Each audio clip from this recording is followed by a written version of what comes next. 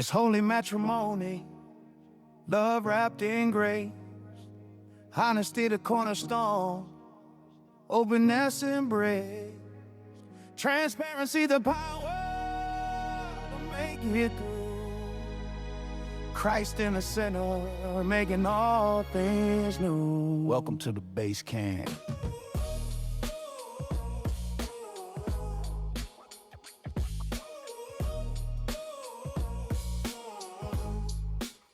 Hey friends, welcome back to the Marriage Base Camp podcast. I'm Robert, and I'm here with my all-time favorite adventurer. Hey guys, I'm Shelly. We're so glad you've joined us here at Base Camp, a place where couples can stop, catch their breath, and be equipped for the adventure ahead of them. Yeah, today we're going to talk about something that actually it's three things. And they sound kind of simple, but actually they're pretty tough to live out. And those three things are this: honesty, openness, and transparency. We teased last episode that we're going to talk about how to have hot marriages, because we want your marriages to be hot. And that's what we mean when we say hot: honesty, openness, and transparency. Yeah, we want it to be hot, but not like the steamy kind of hot. More of the we want that too. Yes, but more of the building of the honesty and the openness and transparency, because that would make it steamy. Ooh, I see what you did there. If the ground under you is not solid, then you're not going to be able to hike safely. It's going to be uneven, and you or something or someone else is going to get hurt. And when we think about hot marriages are stable, they're resilient, they're authentic. And so let's dive in, shall we? Yeah. Let's start talking about honesty. And honesty, what we mean is not simply not lying. Like, you can always tell the truth and not necessarily be honest. Really, we're talking about living in truth, even when it costs you something. Yeah. And most dishonesty in marriage doesn't start with a giant lie. It's typically these little omissions of, well, I don't want to be honest right there. I don't want to mention that. I don't want to bring that up. And when you hide the truth, you plant a seed of mistrust. And honesty is about being real, about your emotions as well. Saying things like, I'm hurt, I'm anxious, I feel disconnected from you, instead of one ignoring it and burying those feelings under maybe busyness or just sarcasm. Here's a good quote by Dr. Les Parrott. He says, when you withhold honesty, you rob your spouse of the opportunity to love the real you. Man, That's good. That's so good. And here's a crazy thought. Here's the thing. If that's true, the question you should ask is this: does your spouse love you, the real you, or the person you are portraying yourself to be? Because as deep as that is, like, if you actually can't fully be loved if you're not fully known. And so that means that if your spouse doesn't like you right now, if your spouse even hates you right now, in their words, not mine, then the good news is they may not actually hate the real you. They may just hate the you that you've been portraying to them. But if that's not the real you, then the good news is maybe they can like or even love the real you if you portray that to them. That's crazy to think about. So let's talk about openness. Let's be very real. A lot of people, especially today's age, are talking about open marriages. And here's the shocker. We actually are for open marriages, as long as we get to define what open marriage really means. And how are we going to define this today? What does that mean? What does that really mean? You probably just freaked some people out when you said we're pro open marriage. Yeah. Yeah, let me say it again. We are pro open marriages, as long as we get to define what we mean when we use the word open. Because open marriage is a real open marriage is one where everything is discussed. A true open marriage is one where there's nothing to hide from either spouse, either way. Right. And so here's a good benchmark to ask to know whether or not you have an open marriage, okay? And Let me just apologize in advance if this steps on anyone's toes, but it's really true. Does your spouse know the passcode on your phone? Mm, Do they know all of your social media passwords? And if not, why not? I mean, that's a great yeah, it's a question. great question. It's a great benchmark. And Yeah, here's the deal, because I've asked people this and I've heard this excuse, and I yeah, believe that they believe it. And they'll say something like this: I can't give my wife the passcode on my phone because it's a work phone and it's a that's super crazy. secret, security issue and blah, blah, blah. But listen, it's BS. That's all BS. You're not Jason Bourne. Okay. And Yeah, even if you are, you shouldn't have any social media on that phone anyway. Like, you correct. shouldn't be Yeah, able to do anything on that phone other than, I don't know, call, yeah. text. But still, Still, they should I have it. doubt that. If you can't trust your spouse with that, then Yeah. that's weird. Okay, fine. Does she have all the passwords to that other phone?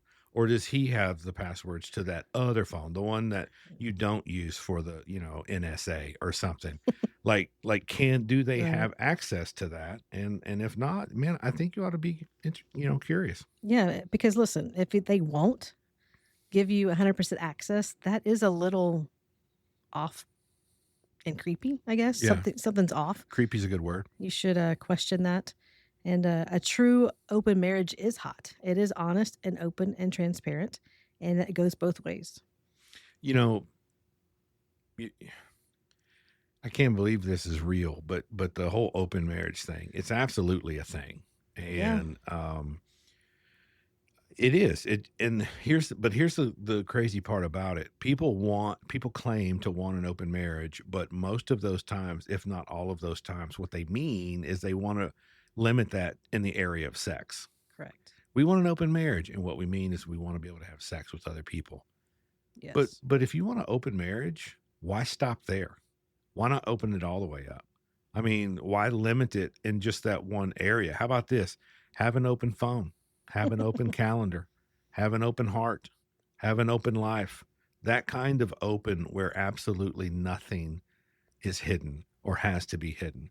If honesty is telling the truth, openness is inviting your spouse into your inner world. And Right. what I'm saying is, when you live that kind of openness, what you're telling your spouse is, hey, I want you to know what's happening inside my head and inside my heart at all times. Yeah, that's huge.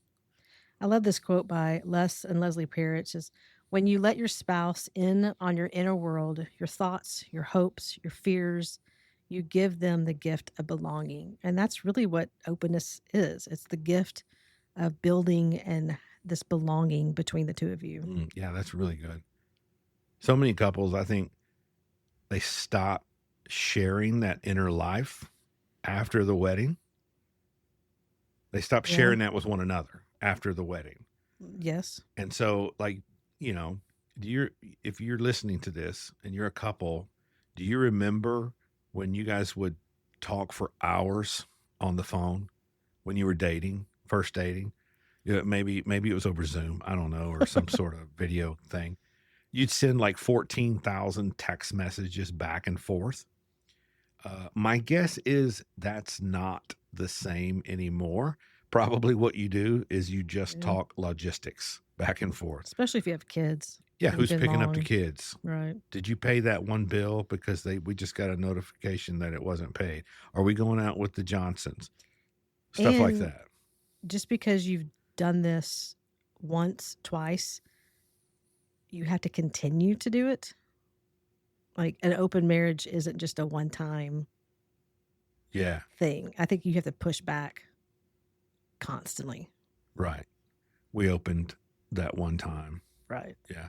Well, here's the danger of not sharing your inner life with your spouse is that when openness disappears, intimacy usually follows. And so that's why you get couples say things like, well, we fell out of love with one another.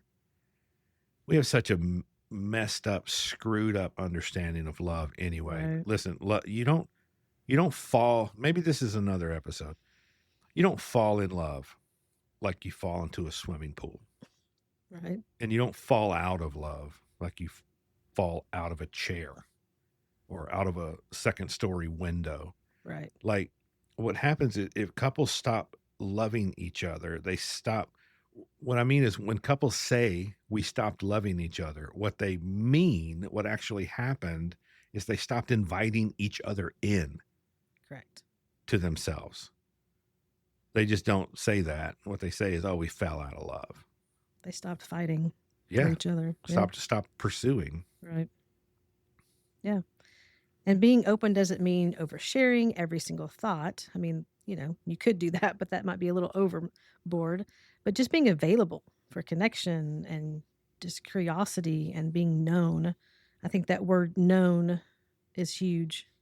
It's very vulnerable. So and here's a heart check. If there's an area in your life your spouse has to ask, especially ask consistently, instead of being invited into, that's a place where you could maybe grow in that area of openness. Yeah. 'Cause you shouldn't have to constantly be going to them. Like, you should want to share. Right. So they Well, shouldn't have to pull it out of you, I guess, constantly. So well, we talked about honesty. We talked about openness. Now let's talk about transparency a little bit. This is, and transparency, in our opinion, is where the rubber meets the trail. right. See what I did there? Yeah. Yeah. Transparency means that there's no hidden corners in your life. So it's not about control. It's actually about peace. Transparency says, hey, you don't have to wonder where I am.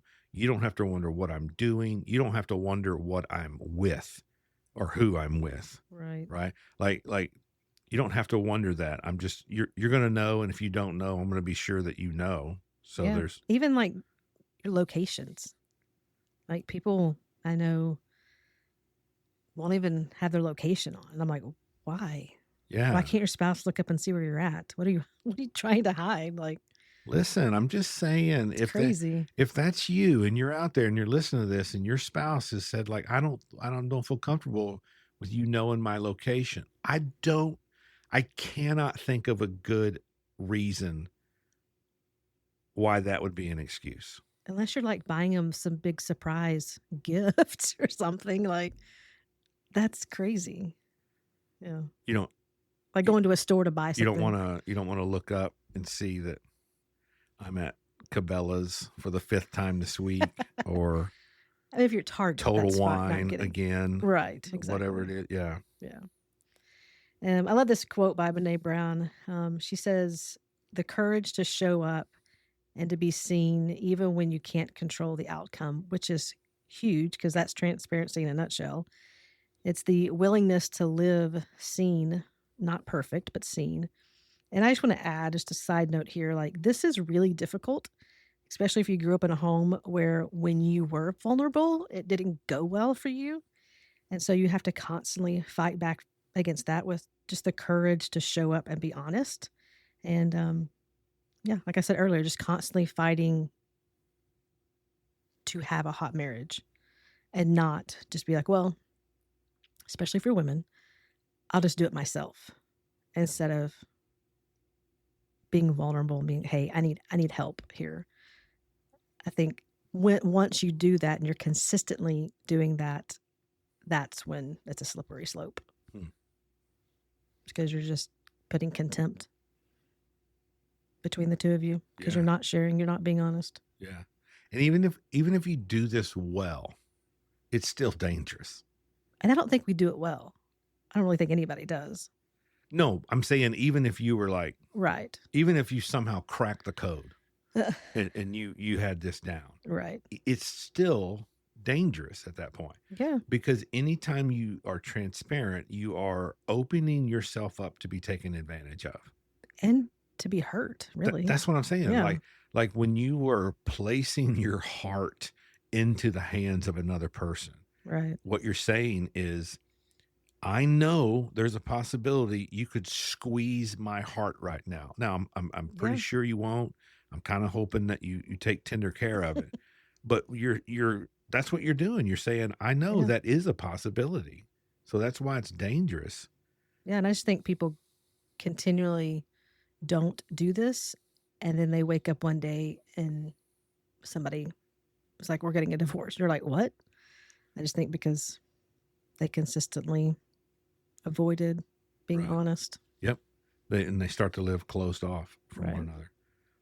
another. We try to share some what we call trail stories in the episodes, Yeah. and so we have a trail story. We thought, you know what, if we're going to talk about honesty, openness, and transparency, and if we're even going to kind of expect that people do this, we better do it ourselves. And so we didn't want to ask you guys to do anything that we were unwilling to do, and so we wanted to share part of a story that we have in our life that kind of talks about open, uh, One of the times we had to do yeah, this. honesty, openness, and Yes. transparency. So, um, I remember the day that you came to me in humility and confessed that you'd been hiding financial transactions from Yeah. me.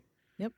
You were broken, you were vulnerable, and for a brief moment, I was angry and I calculated my anger and I was ready to respond with, you know, arrogance and vengeance and wrath. I Yeah. mean, I was just ready to pounce and jump. And then I just had this overarching sense, this feeling as if God Himself sat down right beside me in that moment and just whispered in my ear and said, "Show her the list." And what had happened was, in my attempt to wage war against, defeat even this on again, off again struggle that I had with pornography, I had started keeping a list, like a little document in my phone about times that I would fail or fall or look at something I shouldn't look at or whatever, because I wanted to see if I could detect a pattern. That's my Yeah. analytical brain. I wanted to see, Right. is there a pattern? If there's a pattern, I can figure it out. If I can figure it out, I could beat it, right? Yeah. And so I had been keeping this list, and when you shared that, when you were honest with me and open and transparent, and I was just gonna respond, God was like, "Hey, show her that list." Um, I was not expecting to do that. I was not expecting him to say that, and so I remember that conversation that we had, having every opportunity to squeeze every drop of dignity out of you if I Yeah. wanted to in that moment. Yeah. And then God reminded me that, man, we're both broken.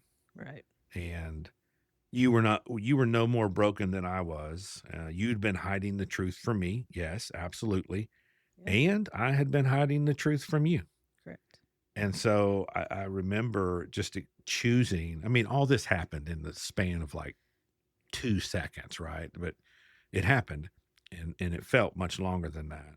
But I remember choosing to extend the same grace to you that I secretly prayed that you would extend to me had you Mm. ever found out the truth. Yeah.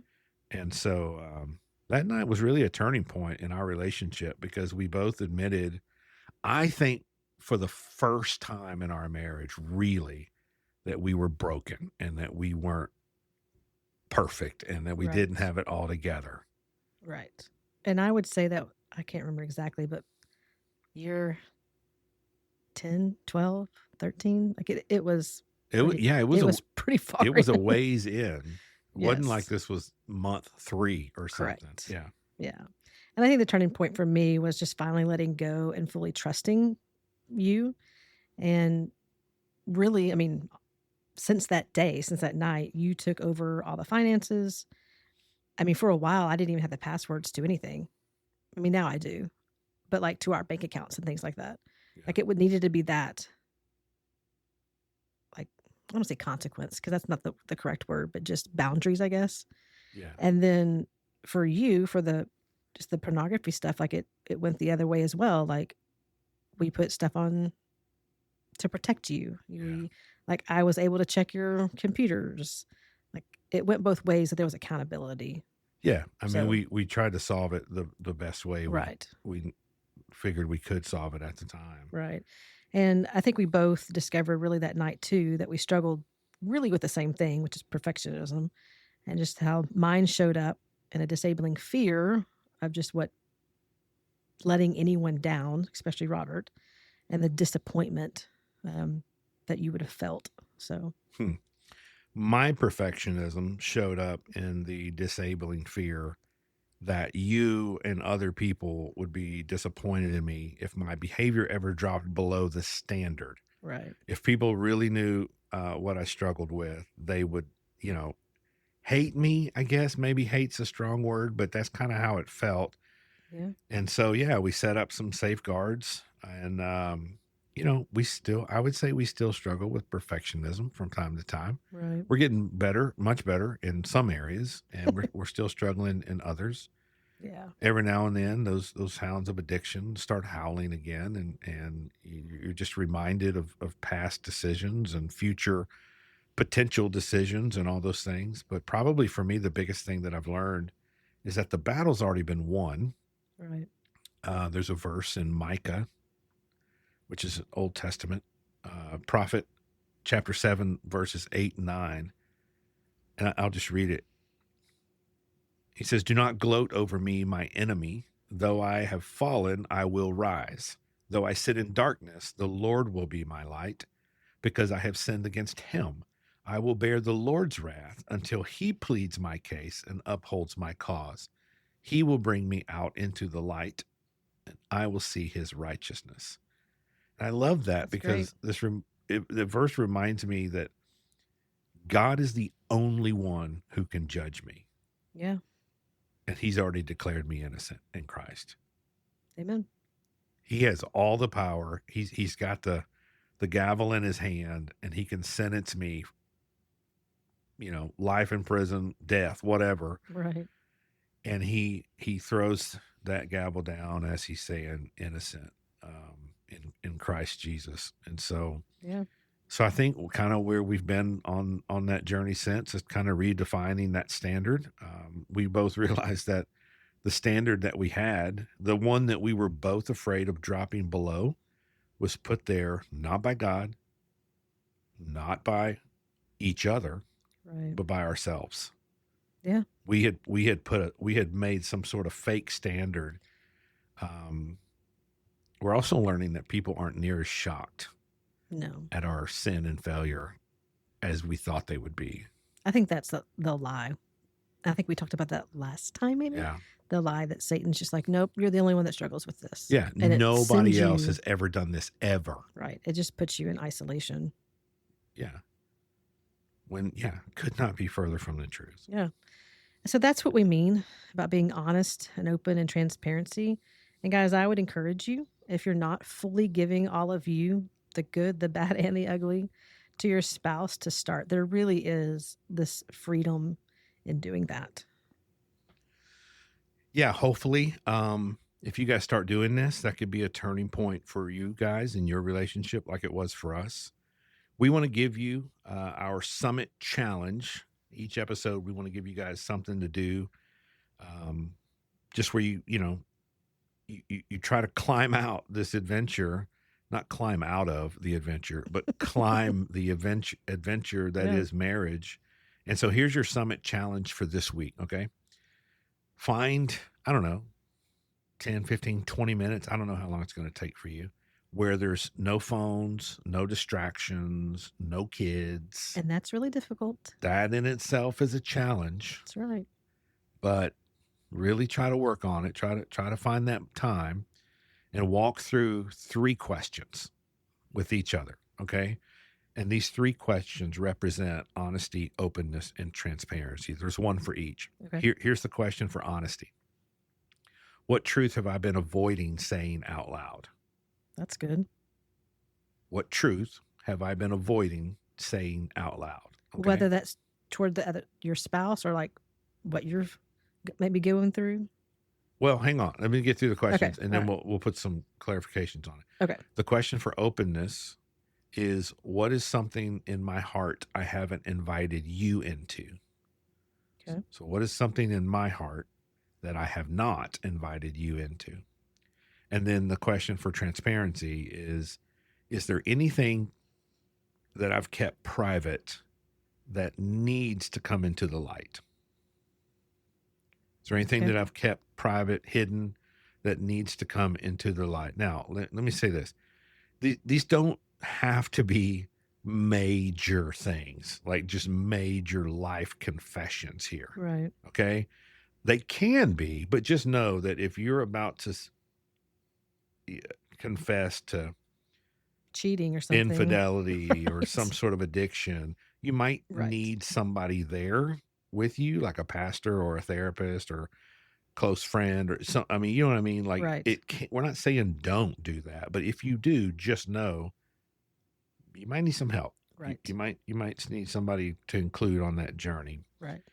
So this can be just like even little things like, hey, I never told you this, but that pork chop and rice dish that you've made like once a week for Dang. the first 6 months of our marriage, I just don't like it. And she'll never make it again. This is a true story. Yeah. Oh, it's so good. I'm really curious as to whether or not I would like that now. I'd have to remember how to make it. It's been So I was 20 saying, years. yeah, it doesn't have to be a huge thing, but man, even doing something small like that, you're building muscles, right? Right. And things that are going to help you along the way. And so, Yeah. and here's the trick. There's a trick to it. Yeah. When your spouse answers, so one is asking the question, the other is Listening. or one is asking and answering the question. Like, here's Right. the thing. Now, the spouse who's hearing, who's listening, Active listening. this is going to be the hard part. Keep your mouth shut. Yeah. Don't say anything other than, okay, thank you. I appreciate you for trusting me with that or whatever. It's sort of like those videos that are going around. We listen and we don't judge, right? Yeah. But like you said, but if it's something serious, If it's something then, serious, not yes. that I might judge, but like there's going to be some Yeah, I guess boundaries. I guess it really does depend on what is being shared, what is confessed. Man, yeah, that's a hard one. I hope that in those moments, if somebody is confessing something big, that you at least have the empathy. Yeah, just the forethought to hit time out and be like, okay, we need to, Right. let's Because when you've confessed porn or whatever you've messed up or things like that, my heart isn't ever anger. It's more empathy and maybe sadness, but how can I help? and you, I mean, and you can speak to examples that you've heard from other ladies, for example. When their husband has come, because honestly, I don't know any man who hasn't struggled with pornography. I'm sure they're out there. But we have heard and talked with other couples, and this has happened more than once, where the husband has gone to the wife to share something like that, and the wife loses it. Just blew up. Yeah. And I'm like, that's not even how Jesus would respond to you in your sin. That's just, you're teaching them to never go back. Yeah. To confess anything else. Yeah. Forget what would Jesus do. That's shut down. You just taught them, all right, never share another honest thing. Correct. That's going to make things awkward. And if you do happen to get really upset and you realize it, then go do the repair and go apologize. Just own it. Yeah. Yeah. Because we're not perfect. We might screw up. I got really upset. Right. And I'm sorry. Let's move from here. Let's right. move on. So guys, just remember, God wants to transform you. We believe that. And he just can't transform the poser. He can't transform the fake version that you are pretending to be. That's huge. Yeah. But he can absolutely transform the one that you were honestly bringing into the light. Right. He can transform that person. And so, Because if you're not being honest with your spouse, you're not being honest with yourself, obviously. absolutely. So you're just living. Isn't that exhausting? Yeah. I would think it would be exhausting Yeah. to live as a poser or a fake version of yourself. Yeah. And you can't love your spouse if you don't love yourself. Right. Not So- well. Not well. Not for more than, a few days. Right.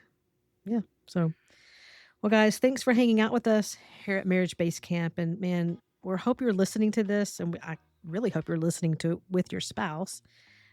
But if not, at least share it with them. And if you learned something and just want to share it with somebody else, that'd be awesome. I'm glad we get to do this. Yeah. And we wanted to give you guys an opportunity to maybe ask your own questions that we would try to answer That can be a little scary. here on future our part. episodes. Look, we Yeah. do not have all the answers. No. Um, And we'll tell you if we don't. but we have some. Yeah. Or at least we think we have some. And so if you have a question that you would like to ask, at least, and you can keep it, we'll keep it anonymous, right? And so, even if your email has some sort of signature on it, we will never mention names or anything Correct. like this on this podcast. But anyway, you can send those questions to podcast@marriagebasecamp.com. Just send us an email and address it to podcast@marriagebasecamp.com. So until next time, guys, keep climbing, keep connecting. And remember, marriage is an adventure and you do not have to climb alone. We'll see you next time. See you guys. Welcome to the Base Channel. From Genesis to Revelation, His love is the guide. Every vow, every moment, we lay down our pride. His mercy's the melody, our heart's the refrain. Through sunshine and shadow, our love will remain. This holy matrimony, love wrapped in grace, honesty the cornerstone, openness embrace, transparency's the power to make it through, Christ in the center, making all things new.